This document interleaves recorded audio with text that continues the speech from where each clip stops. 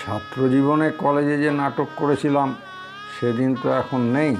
শ্রীমধুসূদন নাটক, সে তো সবটাই ব্রাইট সাইড, কবি মধুসূদন দত্তের ব্রাইট সাইডটা নিয়েই লেখা।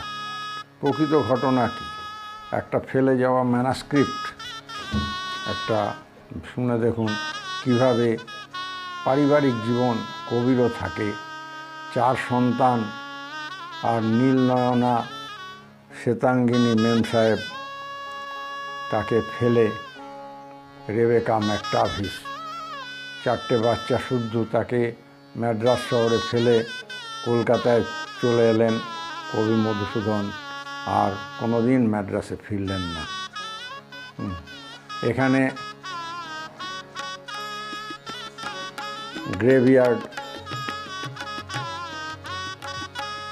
সেখানে 2 বুড়ির একসাথে দেখা হয়েছে, যাদের একজন সেই কপোতাক্ষ নদের ধারে সাগরদাড়ি গ্রামের যৌবনের আকাঙ্ক্ষিতা, যৌবনের যে পরিচিতা বীরাঙ্গনা, যাকে নিয়ে পরে তিনি কাব্যও করেছিলেন।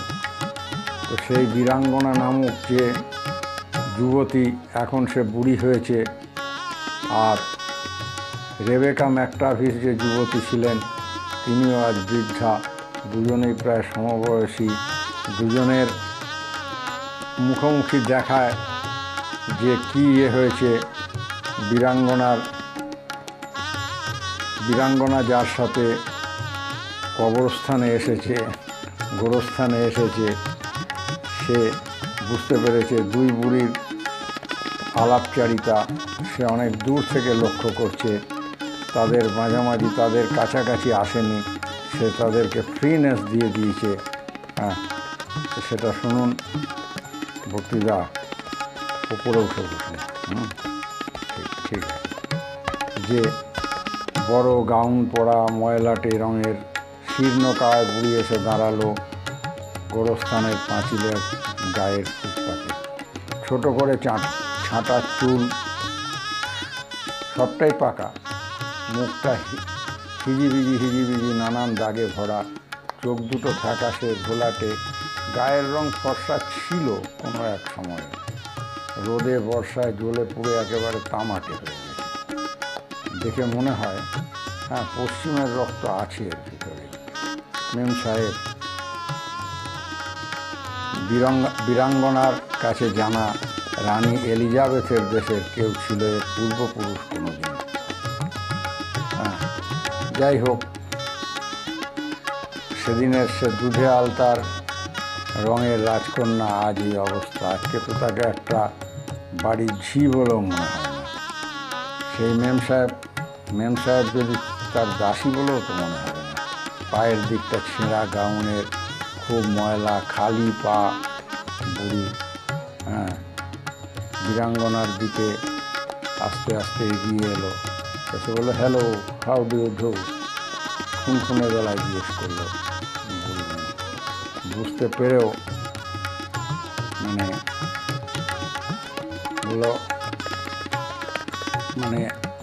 বীরাঙ্গনা হয়তো ইংরেজি বুঝতে পারছেন না।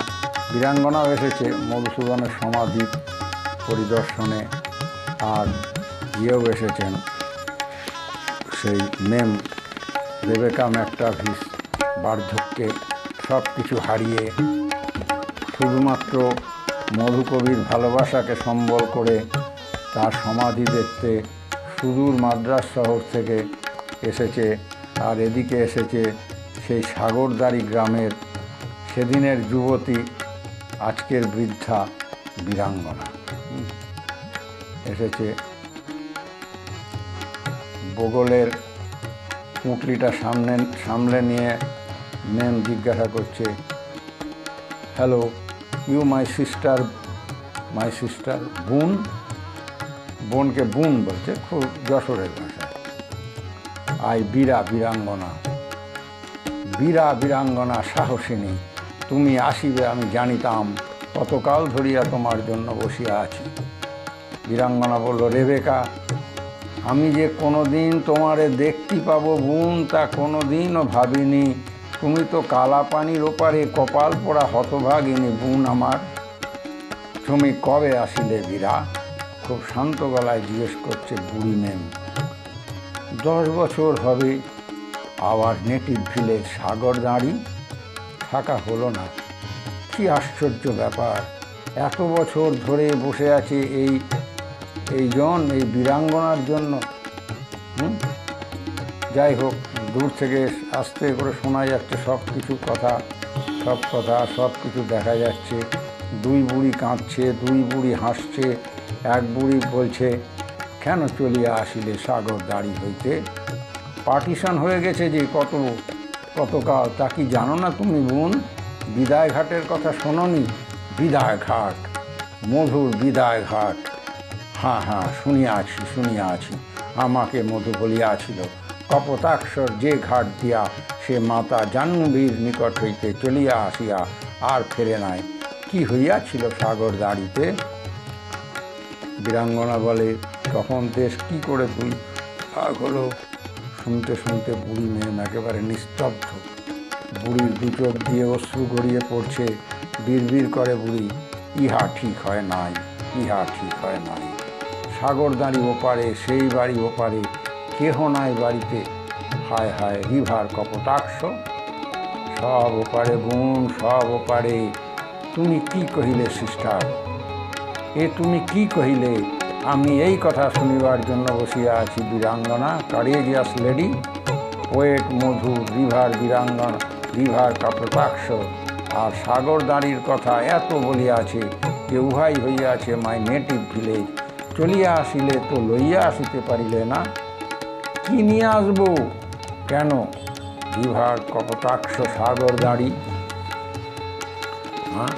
House of Dutt family. তা কি করে হবে? ওরা কি দোষ করলো? যারা ওপারে রয়ে গেল তারা ধরে রাখলো। বীরাঙ্গনা বিড়বিড় করে বলে, সাগরদাঁড়ি তো সাগরদাঁড়িতেই থাকবে বোন, কি করে আনা যাবে? নো, তুমি আমার কথা ঠিক বুঝিতে পারিতেছ না। বলতে 2 বুড়ি কথা বলতে ঢুকে পড়ে গোরস্থানের ভিতরে। বীরাঙ্গনা বোঝাতে থাকে, বুড়ি মেমও বোঝাতে যায়। তারপরে আস্তে আস্তে থমকে শুনলো কে যেন একজন বলছে, স্টপ, দাঁড়াও পথিক বর। প্রবেশপথে সেই সমাধিলিপির পাশে গোরস্থানের পাঁচিলের গায়ে ঠেস দিয়ে গুনগুন করছে একটা লোক, দাঁড়াও পথিক বর, জন্ম যদি তব বঙ্গে তিষ্ঠ কনকাল। ওটা কেমন পাগলের মতো দেখাচ্ছে। রিন করে কবি মধুসূদনের সমাধিলিপি এপিটা পড়ে যাচ্ছে। নিজের মনে সমাধিস্থলে, এ সমাধিস্থলে জননীর কোলে শিশুলভ হয়ে যেমতি বিরাম, মহির পদে মহানিদ্রাবৃত দত্তকুলোদ্ভব কবি শ্রীমধুসূদন। কতকালের গাছের ছায়া, বড় বড় গাছ, বুনো আম, জাম, তেঁতুল, কালকাসুন্দে, হলুদ ফুলের রাধাচূড়া, বট। বর্ষা নামছে, হয়ে গেছে অল্প বিস্তর দিন কয় আগে। মাটি নরম মাটির উপরে শুকনো মরা পাতারা ভিজেছে। ঠিক দুপুরবেলা বিস্তীর্ণ গোরস্থান নিঝুম হয়ে পড়ে আছে, কেউ কোথাও নেই। যারা এসেছিল তারা কোনো বাঁধানো কবরের উপরে সাদা, নীল, হলুদ, লাল নানা রকম ফুল ছড়িয়ে দিয়ে চলে গেছে। আর অন্য কবরগুলো, সেখানে কেউ ফুলের অপেক্ষা করে নেই। কফিনের ভিতরে হাড়গোড় নিয়ে ঘুমিয়ে আছে। কোথায় শুয়ে আছে মধু, এই জীবনের মধু? রেবেকা ঋণ নিয়ে বলতে থাকে, সে আমাকে বিট্রে করিল বীরা। আমি স্বপ্নেও ভাবি নাই যে এমন হইতে পারে কখনো। বীরাঙ্গনা বলে, পুরুষ জাতি অমন হয় বোন, তা সহ্য করাই তো মেয়েদের জীবন। নো, আমার মধু আমাকে ভালোবাসিত। সে জানিত রেবেকাকে কিভাবে ভালোবাসিতে হয়, অথচ সে এমন একজন নারীর মোহে পড়িল, সে তাহাকে রূপে ভুলাইয়া বশ করিল, ডাকিনীর ন্যায় মধুর মন হইতে মুছিয়া দিল আমাকে। বীরাঙ্গনা বলল, থাক রেবেকা থাক, সে বড় কষ্ট পেয়েছিল সমস্ত জীবন। আমি কি পাই নাই? পেয়েছিলে তো পেয়েছিলে। কবিরা কষ্টই পেয়ে থাকে, কবিরা কি কখনো সুখে থাকে? ওই তো মধুর সমাধি। এখানে চিরবিশ্রামে আছেন কবি মাইকেল মধুসূদন দত্ত। দাঁড়াও পথিকবর, শ্বেত পাথরে তা বাঁধানো, তার উপর অবিরাম ঝরে পড়ে হলুদ রঙের ফুল রাধাচূড়া। এই একটু আগে অশ্রুর বিন্দুর মতো পড়েছিল বৃষ্টির কয়েকটি ফোঁটা। দুই নারী, দুই বৃদ্ধা সমাধির দুই পারে অনেকটা দূরে দাঁড়িয়ে লক্ষ্য করছে বীরাঙ্গনার নাতি।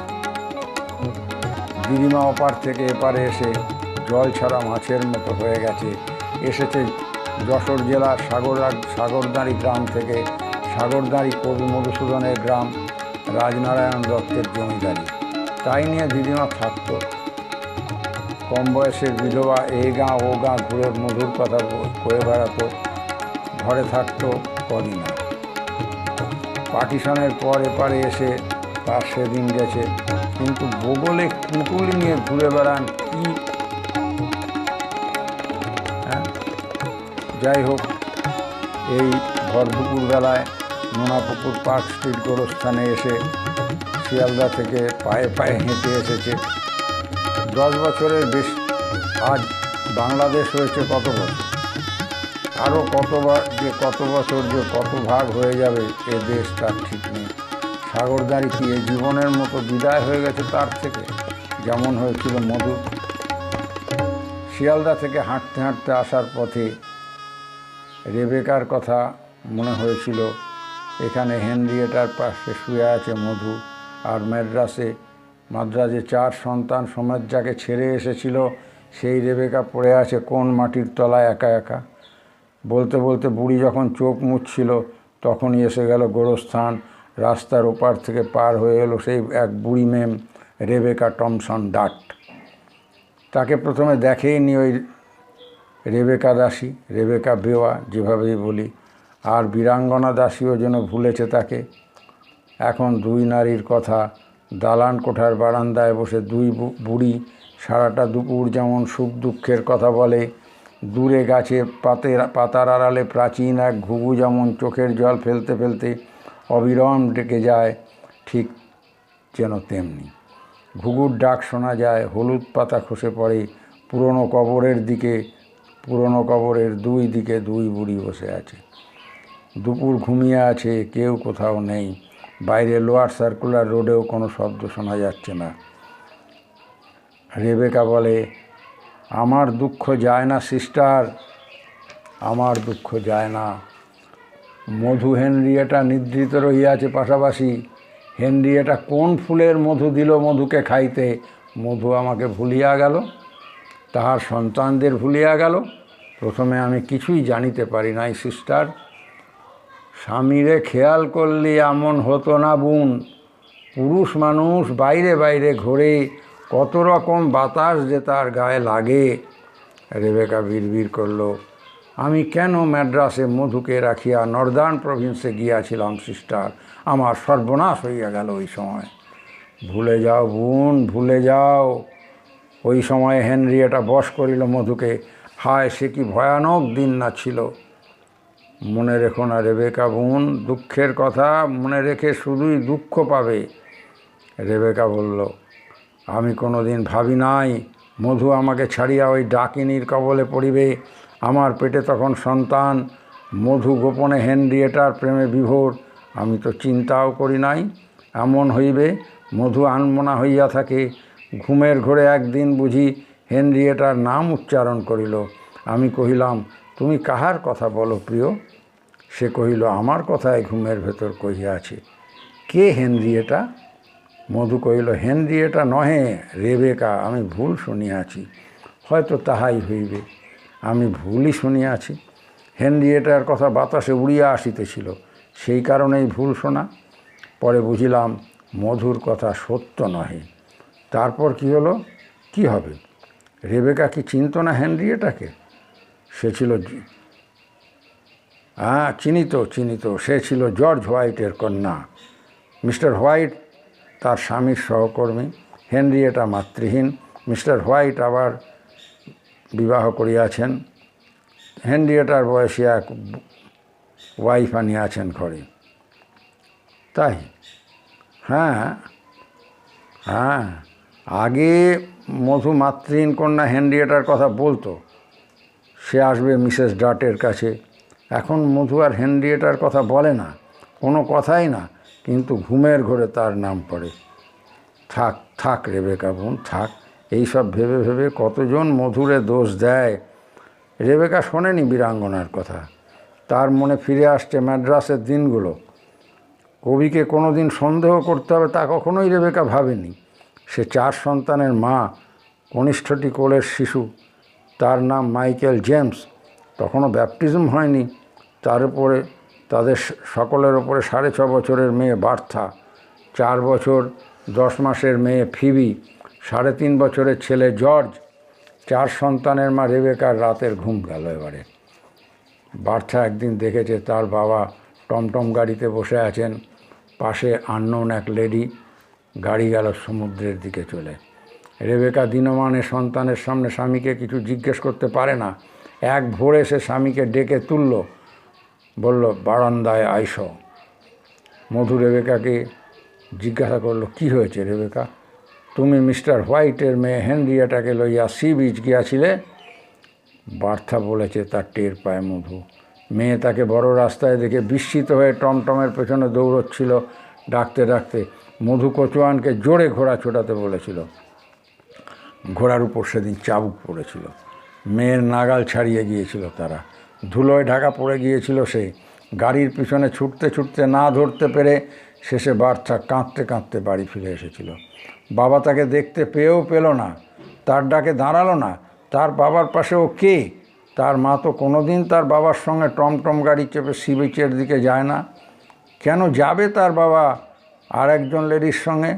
ওই লেডি কে মা? বারান্দায় ইজি চেয়ারে বসে মধু তাকিয়ে থাকে পথের দিকে। ম্যাড্রাস শহর তখনও ঘুম থেকে ওঠেনি, সব কিছু নীরব হয়ে আছে। চার্চের ঘণ্টা ঠিক 7টার সময় বেজে উঠলে তখন মানুষজন দেখা যাবে পথে, তখন সবে আলো ফুটেছে। মধু জিজ্ঞাসা করলো, কেন রেবেকা? আমি জানিতে চাই। হেনরিয়েটার কথা কি তুমি জানো না? মিস্টার হোয়াইটের রিম্যারেজ তার কন্যার মন ভেঙে দিয়েছে। তোমার আচরণে যে তোমার শিশুকন্যার মন ভাঙিয়াছে, তাহা কি তুমি ফিল করিতে পারো? মধু ঠিকই করেছিল যে সব কিছু অস্বীকার করবে। হেনরিয়েটার সঙ্গে তার কোনো সম্পর্ক নেই, মাতৃহারা মেয়েটাকে সান্ত্বনা দেয় মাত্র। কিন্তু রেবেকা টের পেয়ে গেছে সব।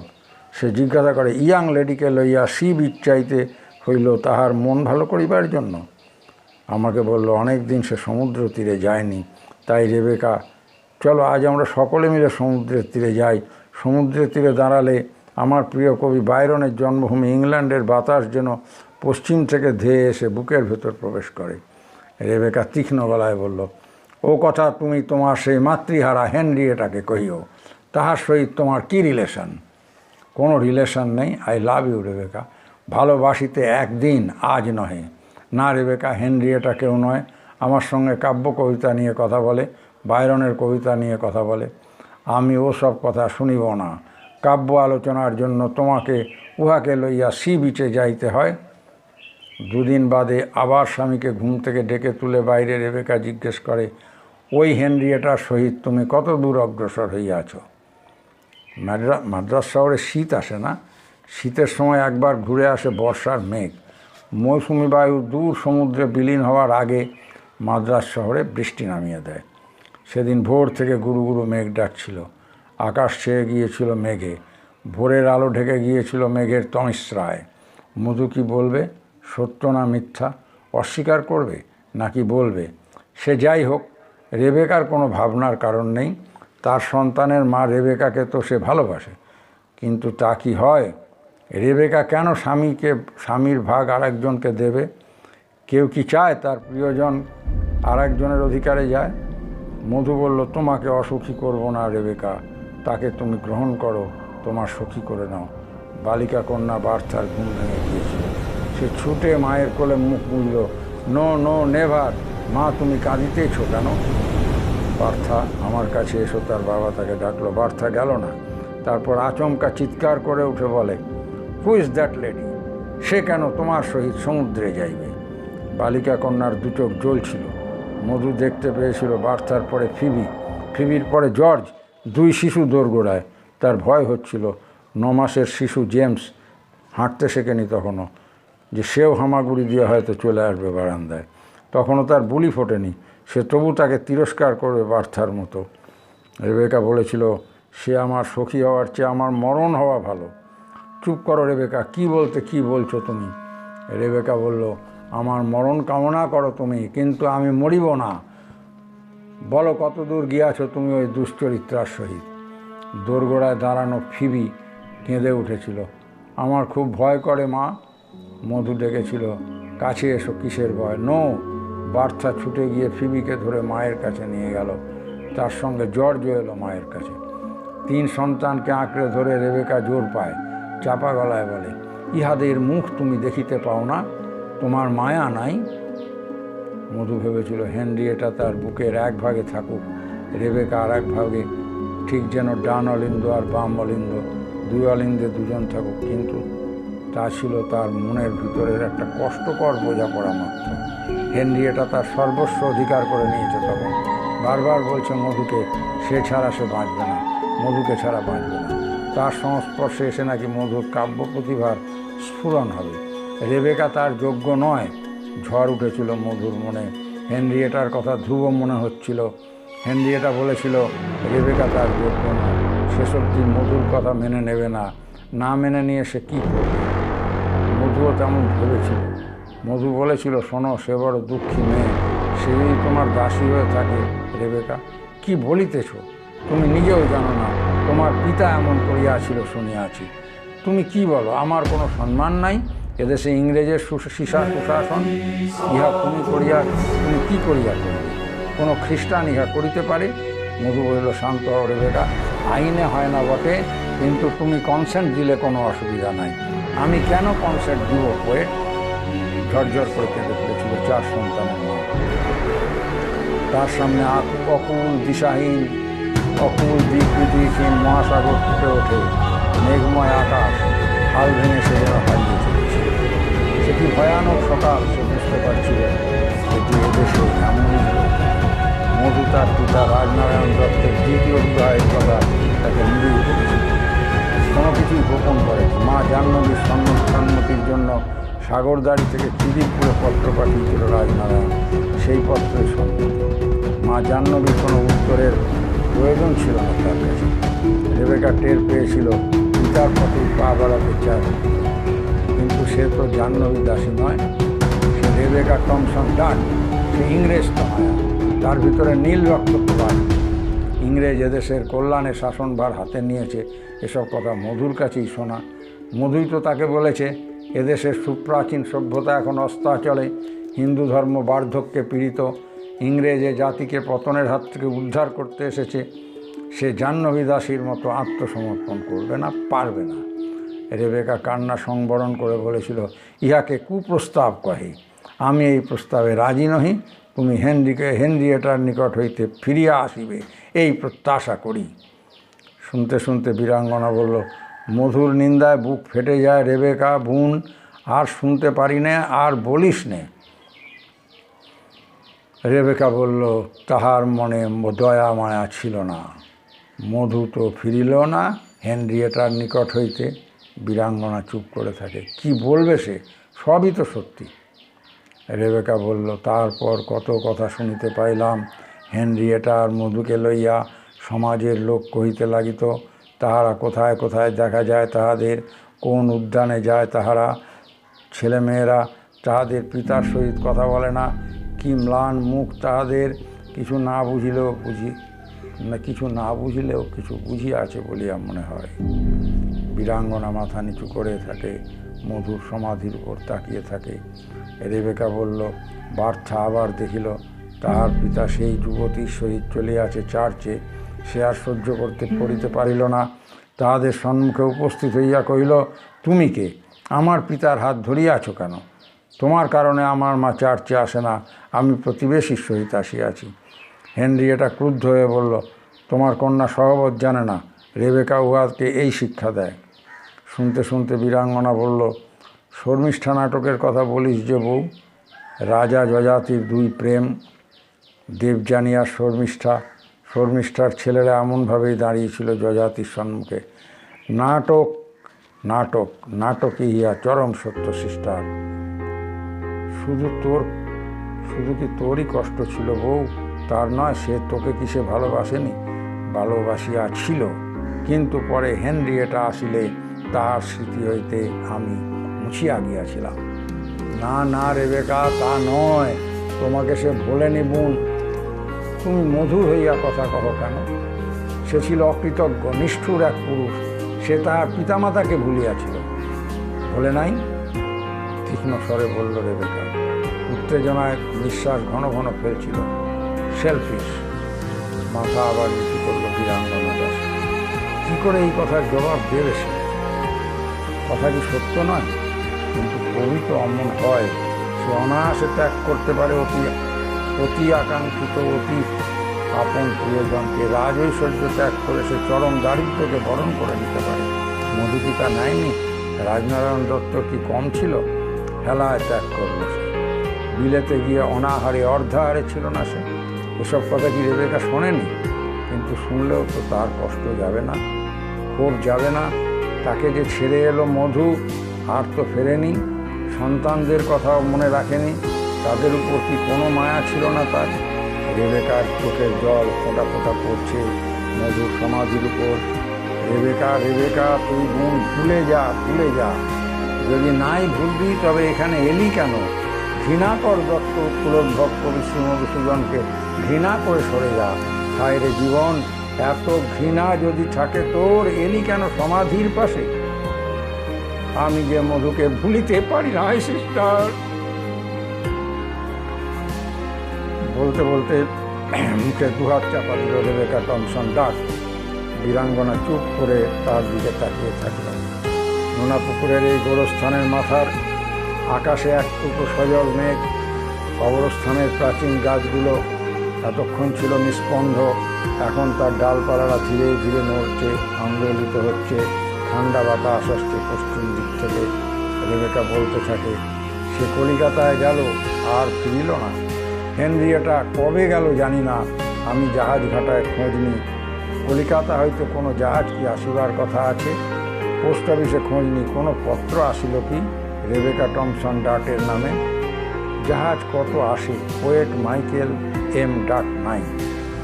মাদ্রাজের পোর্ট আমার মধুকে একেবারে বিদায় দিয়েছে। ওই পোর্টে পোয়েট আর কোনোদিনও পা রাখিবে না। সে এমন ছাড়িয়া যায় তো একবার যায়। বাচ্চা কাঁদিয়া কাঁদিয়া ঘুরিয়া বেড়ায় পথে পথে, সঙ্গে থাকে ফিরি। তাহারা জানে তাহাদের পিতা এই শহরেই আছে, কোথাও লুকাইয়া আছে। বীরাঙ্গনা বলল, সে আর ফেরেনি? সে আর ফেরেনি কোনো দিন? হ্যাঁ, বীরাঙ্গনার কথায় দীর্ঘশ্বাস করল রেবেকা। বলল, বিদায় ঘাট হইয়া গেল ম্যাড্রাসপুর। বিদায় ঘাট শিহরিত হয় বীরাঙ্গনা। তুই কি জানিস বউ? মধু বলিয়াছিল, কপটাক্ষর দিয়ে ঘাটে বিদায় লইয়া আর ফেরা হয় নাই তার নিজ গ্রামে। গোটা দেশই এখন বিদায় ঘাট। আমি কি আর সাগরদারি ফিরব কোনোদিন? বিড়বিড় করে রেবেকা। ঘুমের ঘোরে বাচ্চা পিতার জন্য কাঁদে, অথচ দিবসে সে বলে, বেশ হইয়াছে গিয়াছে, অমন পিতার প্রয়োজন নাই। বীরাঙ্গনা ডাকল রেবেকাকে। আহা, বলিস নে আর। মধু যাইবার 3 মাসের মাথায় কোলের ছেলেটি মরিল। হা ভগবান, হা ভগবান! কেঁদে ওঠে বীরাঙ্গনা। কবির সন্তান অনাথ আতুর হইয়া গেল। গুনগুন করতে থাকে বীরাঙ্গনা। জীবন প্রবাহ বহি কাল সিন্ধু পানে যায়, ফিরাবো কেমনে? দিন দিন আয়ুহীন, হীনাবল দিন দিন, তবু এ আশার নেশা ছুটিল না, এ কি দায়? তুমি তাকে বাঁধতে পারো নি বোন, পরে কেঁদে কি হবে? আঁচলে চোখ মোছে বীরাঙ্গনা। কিভাবে বাঁধিব? কতজন বলিয়াছিল পুওর নেটিভ খ্রিস্টান, কেন উহাকে বিবাহ করিব? আমি বলিয়াছিলাম ভালোবাসিয়াছি তাই। আমাদের বিবাহের পর আমাদের সমাজের কতজন নিন্দা করিয়াছিল, ভর্ৎসনা করিয়াছিল। সে তখন কবিও হয় নাই। He was a pauper. But I loved him, still I love him. সে স্বপ্ন দেখিত, দেখাইতে পারিত, সব স্বপ্ন ছাই হইয়া গেল। নিষ্ঠুর পুরুষের দ্বারা পিতা মাতা স্ত্রী সন্তান সকলকে ত্যাগ করিল সে কত অনায়াসে। বীরাঙ্গনার সহ্য হয় না মধুনিন্দা, মনে হয় তার ঘৃণা উগরে দিতেই পুরনো কথা তাকে শোনাচ্ছে এই রেবেকা টমসন ডাট। সারা জীবন আইনের বিচ্ছেদ পায়নি মধু, তাই হেনরিয়েটাকে বিয়ে করতে পারেনি। শোধ নিয়েছিল রেবেকা, সন্তানদের তাতিয়ে দিয়েছিল, তাই বালিকা কন্যাও বাবাকে অপমান করে মায়ের ইন্ধনে। তারপর রাতে ঘুমের ঘোরে কাঁদে। ফিবি বলতো বাবা খারাপ মানুষ, তাই মা তাকে আসতে দেয় না। বীরাঙ্গনা কঠিন স্বরে বলল, তোমাকে ভালোবাসত না মধু, ভালোবাসত না বলেই তোমাকে ছেড়ে চলে আসছে। বজ্রপাত হয় যেন বলেছে। গাছে গাছে আগুন ধরে গেল বুঝি। রেবেকা নিস্তব্ধ দুপুর চূর্ণ করে আর্তনাদ করে ওঠে, কি কহো তুমি বীরাঙ্গনা, ভালোবাসিত না? না, তাই ফিরে আসে নাই। আমার সন্তানরা ভালোবাসায় জন্মায় নাই? না। খুব কঠিন স্বরে বলল বীরাঙ্গনা, মিথ্যা, তুমি মিথ্যা কহিতে। তুমি কি ভুলিয়া গিয়াছ ক্যাপ্টিভ লেডি কাব্যে সে কি লিখিয়াছিল আমাকে লইয়া? বলে কাঁদতে কাঁদতে গাউনের পকেট থেকে বের করলো পুরনো এক পোকায় কাটা বই। খুব সাবধানে তার পাতা খোলে, মাথা নিচু করে বইয়ের পাতায় ধীরে ধীরে পাঠ করতে থাকে captive lady. Come, list the gentle one, and whilst thy lyre breathes softer melody for thee, mine one, I will wave the sunny dreams those eyes inspire, in wreaths to consecrate to thee alone, love suffering gentle one, to beauty's queenly throne. Bangla করে বলি, শুনুন শঙ্করদা। এসো, তোমার জন্য রচনা করা এই কোমল সুর শোনো, নরম বাতাসের মতো এই স্বর আমারই সৃজন। সূর্যকরোজ্জ্বল স্বপ্ন বনিব আমি, তোমার নয়নে এ নয়ন মেলিয়া শুধুই গাঁথিব প্রেমের মালা। সুন্দর তুমি রানীর মতো বসিয়াছ যে সিংহাসনে, কতই তোমার মধুর নয়নে এ নয়ন রাখা, নয়নে তোমার রয়েছে প্রেমের আলোকমালা। কোথা থেকে যে সুললিত নারী কণ্ঠে বেজে উঠছে নীল নয়নার ইংরেজ কন্যার প্রতি নিবেদিত প্রেম। যাক, বীরাঙ্গনা কিছু বুঝতে না পারলেও তার শুনতে বড় ভালো লাগছে। কেউ যেন মন্ত্রের মতো উচ্চারণ করছে ইংরেজি শব্দগুলো। কে? সে এদিক ওদিক তাকায়। পরপর সমাধির ফলক, হেনরিয়েটাও শুয়ে আছে এখানে কবিতার পাশে। রেবেকা দূর ম্যাড্রাসে। প্রাচীন বৃক্ষেরা বুঝি কবরে কফিনে শায়িত কবিকে শোনাচ্ছে সেই গান, সেই গানের মতোই শোনাচ্ছে। রেবেকা অশিক্ষিত, রেবেকা কাব্য কবিতা বোঝে না, কিন্তু ভালোবাসিতে জানে। সারা জীবন ওই গ্রন্থখানি সঙ্গে নিয়ে এসে বেঁচে আছে, মধু জানতেও পারেনি তা। এমন ভালোবাসিতে কে জানিত মধু মাইকেল এম ডাট? ভালো না বাসিয়া তুমি লিখিয়াছিলে? ঝুঁকে পড়ে আর্দ্র স্বরে জিজ্ঞাসা করে রেবেকা, বলো পোয়েট বলো, না শুনিয়া মরণের পরেও আমার দুঃখ যাইবে না। বীরাঙ্গনা কি এই ভাষা বোঝে না, কিন্তু শুনতে পাচ্ছে সব। ওই যে বুড়ি ম্যাম রেবেকা টমসন ডাকছে কবিকে, ভালোবাসিয়া লিখিয়াছিলে প্রিয়তম আমার। শুনিতে পাও কি মধু, মাই হানি? এ ছিল গোপনে রেবেকা ম্যাকটাভিসকে নিবেদন। রেবেকা ম্যাকটাভিস নীলকরের মেয়ে, নীলকরের কন্যা, নীলনয়না, শ্বেতাঙ্গিনী। বীরাঙ্গনার মনে হয় কবরের অতলে শুয়ে থাকা কবি মধুসূদন, সেও চোখের জল ফেলছে রেবেকা টমসনের ডাক শুনে। বৃষ্টি নামল। এমন ভালোবাসা বর্ষার মেঘ ডেকে আনে গোরস্থানের আকাশে। গোরস্থানের মাটি লতা গুল্মের গন্ধে ভরে যায়। বীরাঙ্গনা এসব জানে, সাগরদাঁড়ির মেয়ে সে, সব জানে। রেবেকার কথা, হেনরিয়েটার কথা। পরবর্তীকালে তার স্বামী তাকে সব বলে গেছে যে সেই লোকটা যা বলে গিয়েছিল, শিখিয়ে গিয়েছিল, সে সব মনে রেখেছে। ভুলে গেলেও আবার মনে পড়ে যাচ্ছে, যেন অকালে চলে যাওয়া তার নিজের স্বামীকেই শোনাচ্ছে সে। সতত হে নদ, তুমি পরমোর মনেই, সতত তোমার কথা ভাবিয়ে বিরলে, সতত যে মতি লোক নিশার স্বপনে শোনে মায়া মন্ত্রধ্বনি, তব কলকলে জুড়াইয়ে কান আমি ভ্রান্তির ছলনে। আচ্ছা, এ তো রেবেকারও কথা, সবসময় রেবেকার কথা। কপোতাক্ষই তো সেই হতভাগিনীর, সতত রেবেকার কথাই মনে পড়ছে তার। বিলেতে হোক কলকাতায় হোক, কপোতাক্ষ আর রেবেকা যেন এক হয়ে গেছে। রেবেকা হতভাগিনীকে কত না ভালোবেসেছিল কবি, আর সেও ভালোবেসে জীবনভর কেঁদেছিল। একা একা পুরনো বইটাকে সঙ্গে নিয়ে কবরের সামনে মাথা নুইয়ে নিশ্চুপ হয়ে সাগরদাঁড়ির মধু বয়ে আনা বীরাঙ্গনা দাসী আর রেবেকা ম্যাকটাভিস। খুব জোর বৃষ্টি নামলো এখন।